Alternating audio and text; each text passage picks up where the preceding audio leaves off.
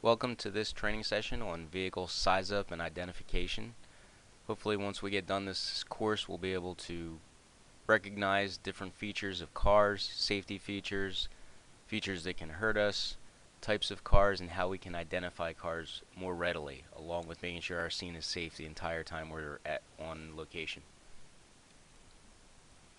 Many of you, as well as myself, have been to the auto show for years. We wanted to see the neat new cars that are out there, but we also wanted to look at the technologies that are advancing in cars so that when we go out to rescues, we're a little bit more savvy and understanding as to what type of systems are out there and how we can deal with them and how they play a part in going to motor vehicle accidents and or rescues.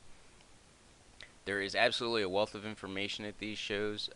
Dealers are excited to talk about their products, even though they're trying to sell it to you, and we don't necessarily always go for the buying aspect. We can learn a lot from them, and we can get other good resources from them. This training session is going to go over those types of things, what we can find in a scene size up as we go through and look at the cars upon arrival, what other considerations we might need to take into account before we get to the survey and get into actually performing the rescue and or helping out with the motor vehicle accident. When we approach, we want to look at this as a multifaceted thing, not just a motor vehicle accident or rescue, but possible hazmat as well. Even though it's not a full hazmat, we do need to be concerned with how we stage our apparatus. As we learned with the explosion just recently in Stafford Township, placement of apparatus is critical, especially making sure it's in the safety zone. When we go through this, we want to make sure where we place it, it's uphill and upwind. That way if it's a liquid, it's not going to float down towards us and we become the ignition source. Also upwind if possible, because we also don't want these toxic fumes, whether they be general car fumes coming off from a fire and or any other types of fumes or vapors coming off that could injure our emergency responders. You get a good picture of this not only at the recent Pennsauken fire with the tanker truck that was on fire, but also there's a link at the end of the Edmodo program that you can look at where you can see toxic gases were coming off and going to a nearby area, but also look at the fire truck and its position and a liquid fire or a moving fire that you can see that actually surrounds and engulfs the entire apparatus. So make sure you take a look at that when you get a chance after this program, and you can see the importance of placement and why the scene is always, no pun intended, fluid. Scene safety starts when you get there and doesn't stop once you determine the scene is relatively safe, because it can change at a moment's notice, as you see in this video. Alright, once we're on the scene, we want to look at the car and we want to do a 360. We practice this with house fires. EMTs are practice this when they approach patients inside vehicles, so we can see any types of hazards and or things that we might not see just coming up from one vantage point. So doing a 360 of the car is going to do a lot of things for us. This view is going to help us to pick out things that are obvious or maybe not so obvious to us that could harm us down the road. Some of those things that we're going to look for, and obviously it's a not exhausting list, when we do our 360 we're going to look for any cut metal from ripping apart from the incident. Once we cut things, making sure that we either cover them, protect them so we don't accidentally hurt other responders once we cut the metal with our hydraulics. Looking for glass. This is going to be the tempered glass right now and the laminated glass. Where is it? Is it in a place that's going to hinder our rescue or hurt our rescuers? We try to practice, especially in the hazmat arena, not to kneel down on the ground. You have glass on the ground, that's just another issue that you could run into. Any fluids that are running down. Is it something as simple as antifreeze, or is it gasoline or something that could cause more issue? With that being said, even antifreeze could potentially cause a tripping or slip hazard. So all these things we need to look at. Here's something that's near and dear to me, and unfortunately I've seen it in our own township and others. Down wires. We see down wires and everybody says, oh, it's just a cable wire. Okay, it may be, but what's 10 poles down? Did the jarring of that impact cause a power line to come down on the cable lines. It's possible. Do we want to take that chance? How can we protect our people from the potential of something coming on inadvertently and us getting zapped because it was just a power or just a cable line, we thought? Current can be driven through them, especially if it's touching downstream or upstream where we can't see. So always keep that in mind. Even if we know it's a cable wire or phone wire, don't take that for granted. Also, when we go around, we want to look for victims that are ejected out of the car, maybe landed underneath the car if it flipped, out into the woods, anywhere else around there. Nothing more embarrassing than not being able to find a patient and realizing they were ejected and we're so focused on the car we never saw them. So keep that in mind as we're going through that. Alright, now we're going to take a look at a vehicle that we saw at the auto show. We took some pictures of, and we were able to determine different things about it. And we're going to do the 360 view that we were just talking about that we should do on the scene. Alright, here's a brand new, nice vehicle. Wouldn't be bad to take home. It's a front view of a car. We're looking at various things on there. We're looking at the logos that's highlighted there, what make it is. Why does that have an impact?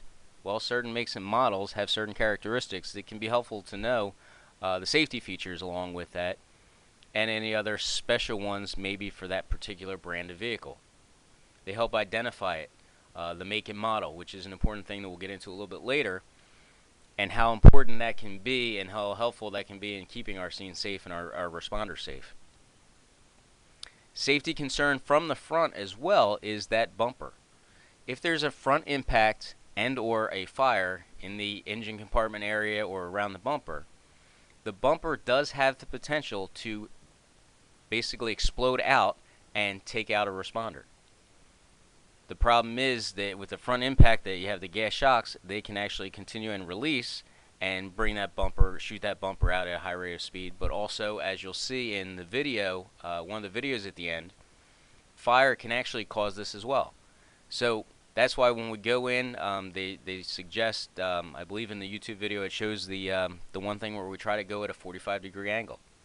We practice on this is EMS as well for the same exact reason. We want to make sure that that bumper doesn't shoot out at us.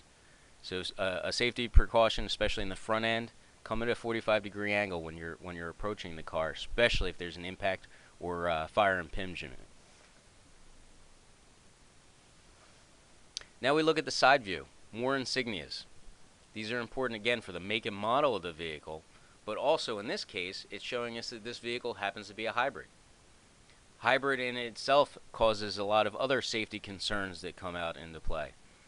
We think about the high voltage lines that can be upwards of 600 volts. For all intents and purposes, we don't usually run into that when we're dealing with interaction with those wires because they're usually run down the center of the car and are underneath the hood, but there is a potential that we could deal with that. Theoretically, they are designed when the airbags go off for all the high voltage electric to be discharged. This is theoretical. That's what they're designed to do.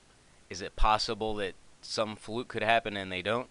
So we're going to take our precautions on that high voltage. Another problem with the hybrids, as we're arriving, we might come up to the car and, oh, the car's off. It's nice and quiet. We don't hear a thing. The engines usually start out in the electric mode. Therefore, you hit the gas pedal and you take off. There's no sound. Unless the battery's recycling, it's going to be quiet. This is why we need to secure the car. Batteries, put it in park, get the keys away from the vehicle. All these things come into play, and we'll talk about that a little bit later under some of the standard precautions we can take for every motor vehicle, even if we're not sure if it's a hybrid, if it has a transponder key, or other issues. So different things to think about with the hybrid. Remember, they start out usually in the electric, and then they go to the gas, and that's when you'll usually hear. Some, I've recently heard, can go up to 65 miles an hour before anything as far as the gas engine gets involved. So a great thing for the environment, helps us out gas mileage a little bit, but also can have its own hindrances. So locating and identifying that this is a hybrid vehicle is going to be beneficial to us on the rescue side. All right, now we're looking at the rear side. This also is a good spot to try to get makes, models, and any special information about the car. Obviously, it's a Ford, and it is a hybrid, but the make and model can help us out again later on when we get into it. Another thing that isn't as, I guess, out there as much as far as publicly, we did start it a little bit in Winslow years back, and it kind of fell by the wayside. Something to look at when you're looking from the rear side is the rear window. Look at the rear window in the bottom right and left hand corners. If you see a little sticker, and I provide a link at the end of the Edmodo for the whale program, you might see a W or a W with a check mark through it, and down underneath have the little acronym whale for we have a little emergency. This is going to help us out if we're assisting EMS and or looking for patients in a motor vehicle crash. The we have a little emergency is a sticker that indicates that there's children that often will ride in the vehicle, specifically those with car seats. The reason being specifically we're saying with car seats is the whale program, you put stickers in the back of the window, very similar to the old tot finders. Then if you go inside to the car seat, on the side that faces the seat, so it's not obvious to everyone, there's a sticker. The sticker has vital information to that child. Name, allergies, contact information. All kinds of things that you would want to know about the child if the parents were rendered unconscious in the crash. So this is something important, and it also allows us to look and say, hey, listen, we don't see a child. Was a child in the car? So these things are different cues that can help you out. Again, it's not all over the place like tot finders were, but it is out there, and the link to this site will give you a little bit more information on that. Alright, we go around to the other side. Now this is kind of a duplicate to the other side. However, think about it like this. If we have a crash on one side and the emblems are knocked off, some of the identification features are knocked off, we can look to the other side and they may have that as well. So look to both sides. We also want to know the damage. We can relay to EMS if they're not taking note of it as well, so they know what type of forces were applied to the body.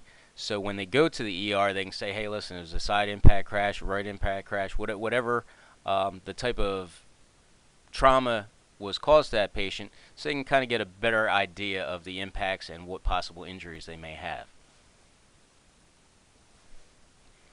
Insignias. A lot of places, and you can see it a lot more, aren't necessarily putting a lot of the logos, or not necessarily logos, but the makes and models on the cars.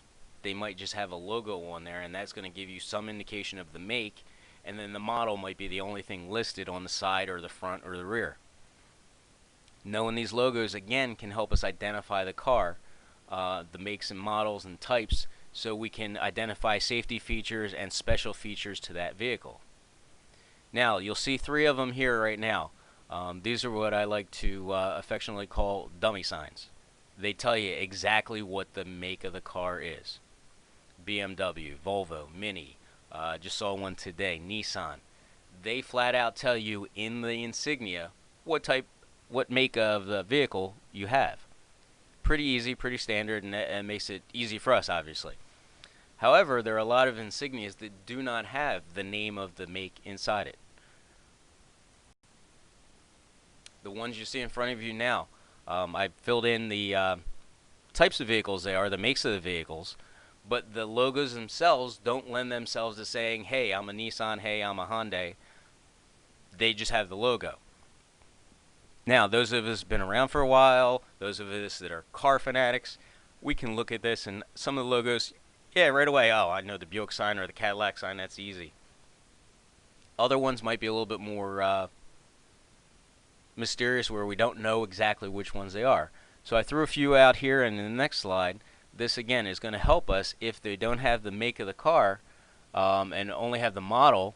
We can figure out what make it is and then go from there to get more information. Whether it be the Lexus, Infiniti, Audi, or the standard GM type cars, Cadillac. We also have other ones, Mercedes-Benz, the Mazda. Chevy's a pretty common one that most people see. Your Acura and your Lincoln. Now both these slides are definitely not exhausting. There's plenty other ones out there. In fact, again, just saw one today. There was a Subaru. It had some stars in it and symbols. So you can look at these different things, and that's why I threw this in there, so that we can help identify the type of vehicles there are just by the insignias. Alright, moving on, and right after this is where we'll get into why all the insignias, the logos, the wording and verbiage all come together and how they can play an important part in doing our job on the rescue and motor vehicles crash side. VIN numbers. Normally you're going to find these in two places. You're going to find them right in the windshield, usually by the driver's side at the base of the windshield where it meets the dash. You can also find it in the B post, right by the nadir bolt on the side of the vehicle as you open the door up. Sometimes they may not be accessible. This is yet another way to figure out the make, the model, and added to that, the year of the car, which again, going from one model year to another can provide significant changes in safety features, different ways to approach the vehicle, and locations of all kinds of safety features. We have two ways we can use this VIN number. We obviously have the full written out VIN numbers with the letters and the numbers. And we also have recently in newer vehicles, you'll see circled, the QR code. With an app you can get on your phone, you can scan this QR code and it will come up and let you know the year, make, and model of that vehicle. I tried it at the car show with this particular one, worked great. Did the number end of it and plugged it into a program, got it for my own personal vehicle. So this is a great way that you don't have to have any type of emblems or IDs on it. Pop these two things in and you can find out the year, make, and model of the vehicle. And sometimes it can give you even more information on that depending what applications you use. Alright, so how can the VIN number help? How can identifying the logos and that stuff help? It helps identify the make, model, and year, which we discussed. It can let you know really neat things like alternative fuel vehicles, hybrid vehicles, things that we need to consider while we're doing a rescue, or we have a leak, or we're trying to do a just a simple motor vehicle accident where we're helping EMS take patients out of the car. It may, and this is very important, help us identify where not only airbag modules are, but airbags are in the vehicle in general. We do have stuff we'll talk about later with airbags, but this can help us be very definitive as to where controller modules are and the airbags themselves are going to deploy from, so we can protect ourselves from that. It can also tell us about other safety systems and potentially high-strength steels, which we've already run into in Winslow Township, where we tried to cut with our cutters, even the mock cutters, and have not been able to cut through this high-strength steel.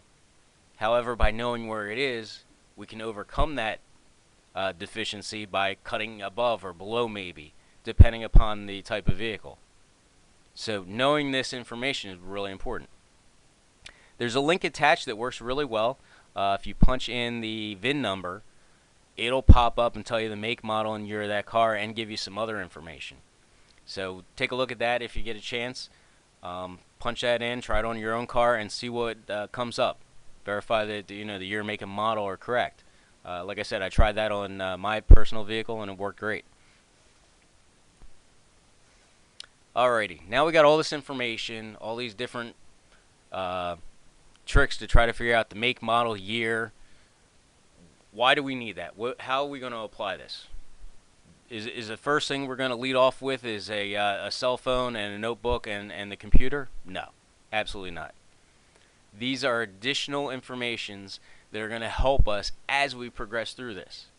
As we know, one of the first things we want to do is stabilize the car. We want to stabilize the car with cribbing. We want to stabilize the car electrically. And we also are going to have the officer going around and trying to make his or her plan as to how we're going to attack this. If it's a rescue, if we're just getting somebody out, how to make this safe. Well, that stuff takes time. If we have additional personnel, and as we get more familiar with different cars, hopefully as well, by going to things like the auto show, we can use this time effectively and efficiently by assigning somebody to that. If we're fortunate enough to have those extra personnel, get somebody that's good with a computer or can look something up. There's plenty of books out there as well that you can look up if you're not computer savvy. But by getting this information while that stuff's going on, which doesn't take a tremendous amount of time once you get used to working with it, you can save some lives. You can actually save some injuries by knowing where airbags are, for instance, or other safety features. This can be incredibly helpful to you. So, in coordination with stabilizing the car, getting a plan together, getting things ready, someone, again, if you have the personnel, could be doing this. Some other things that we need to practice or think about as well, they're kind of I hate to say the word standard because nothing's really standard, but are proven practices that help us remain safe even when, if we don't have that information available to us, by having an extra person to look this stuff up, we can do this stuff and minimize or at least reduce some of the risk involved in doing these extrications. One of those is the 5-10-20 rule. For those of you that don't know, the 5-10-20 rule is 5, 10, and 20 inches away from airbags. You want to try to remain 5 inches away from any side curtain airbags or those seat airbags that you see the little tags on in the cars, because that's roughly how far they're going to come out. Same with the other two, the 10 and 20. The 10 inches refers to the steering wheel or the driver's side airbag, how far you want to be away from that.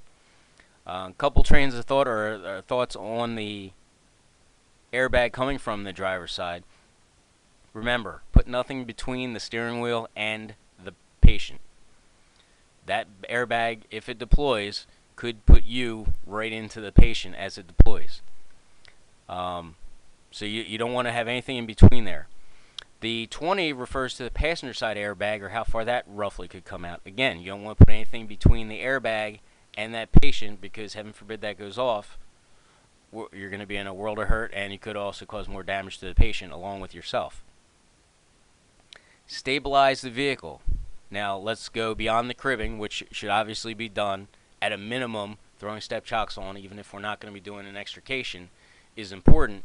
But also, let's look at the stabilizing the vehicle or de-energizing the vehicle as well. We already talked about how hybrids could sound like they're off when they're actually on. One of the things that we can do to reduce our risk of that hitting that gas pedal and the car going down the road is putting the car in park. Simply putting it in park, making sure it has been done.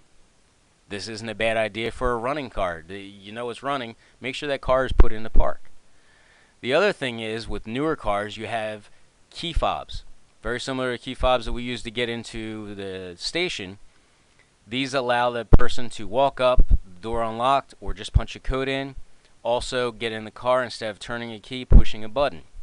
This keeps the systems active because the key fob or the key itself is talking back and forth to the car. We want to remove this key and get it about 30 foot away. Now, nobody's going to have a tape measure on them, so a nice rule of thumb is take it back about 33 cars. This could be a police car. Usually they aren't going to park up too awful close on accident, depending upon the police officer. But get it about 3 car lengths back, and that should suffice for keeping it out of that range.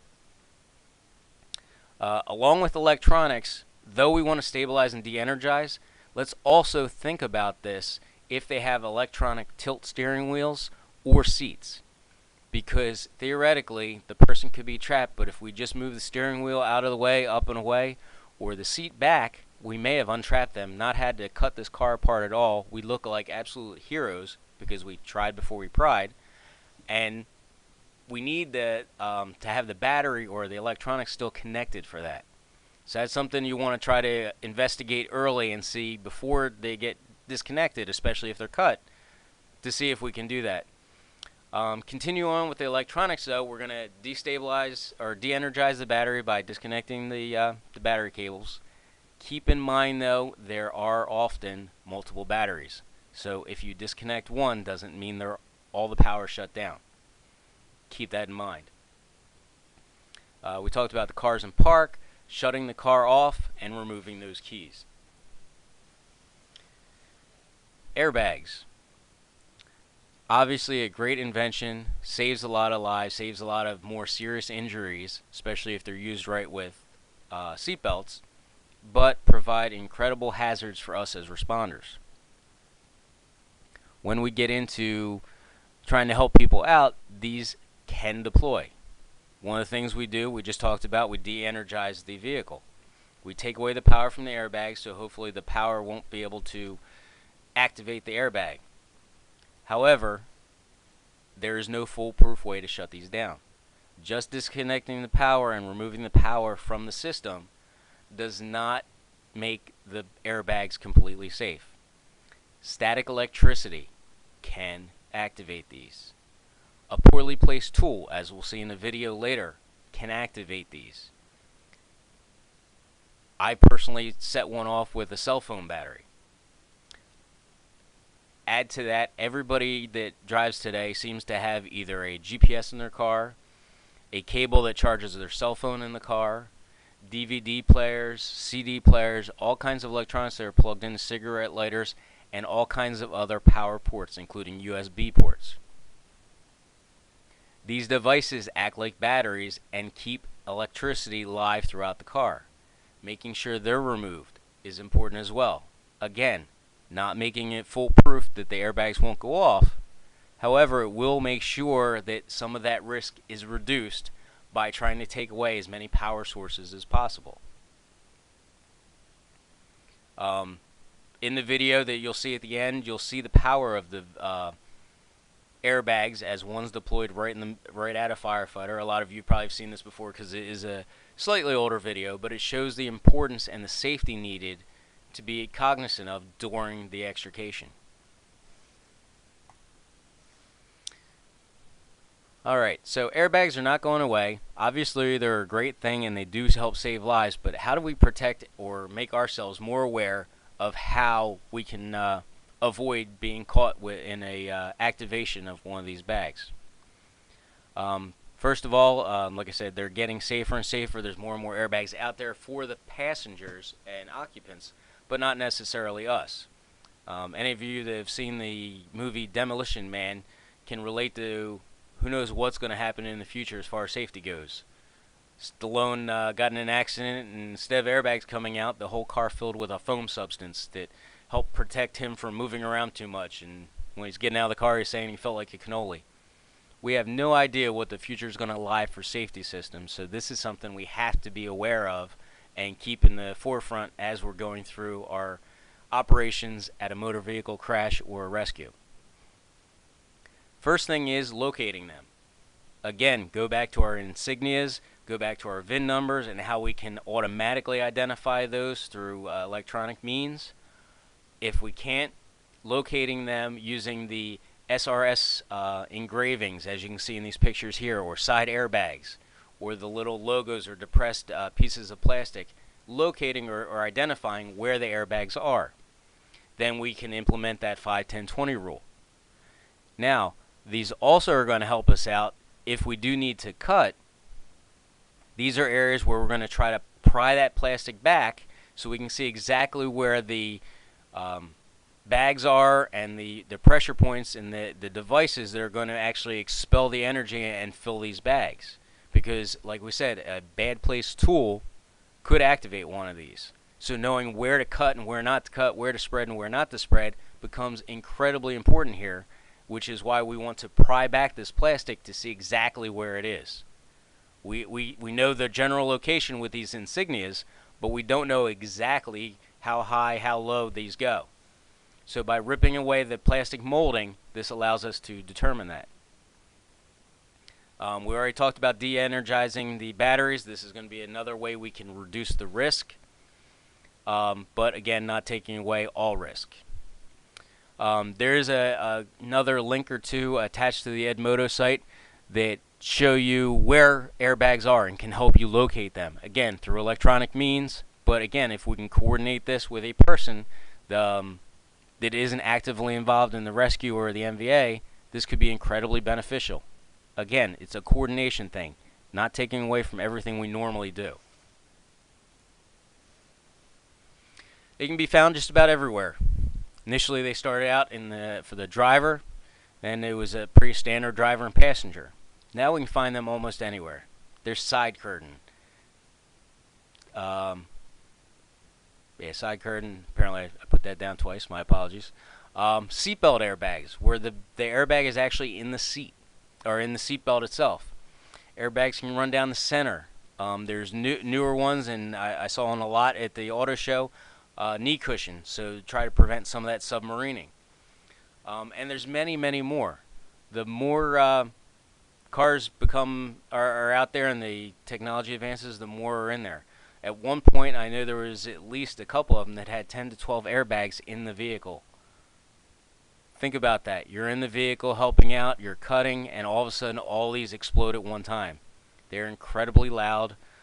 They have come out with a pyrotechnic force, so we need to watch out and be aware of where these are and try to take every precaution we can to avoid them discharging if they haven't already.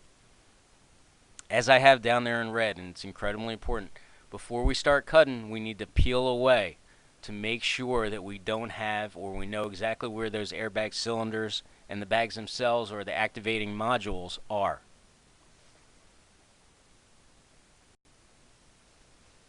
Other hazards that might not be as obvious, rollover protection, especially in convertibles where you have the soft tops. They have ejection rollover bars that will pop out upon sensing certain sensors are activated to prevent when the car flips over or loses contact with the road, so that if it goes upside down, it provides a layer of protection for its occupants. Some of these safety systems are in that link that I talked about earlier, beyond the airbags. But also, like I said, there's a bunch of them that will come out right where the circled area is.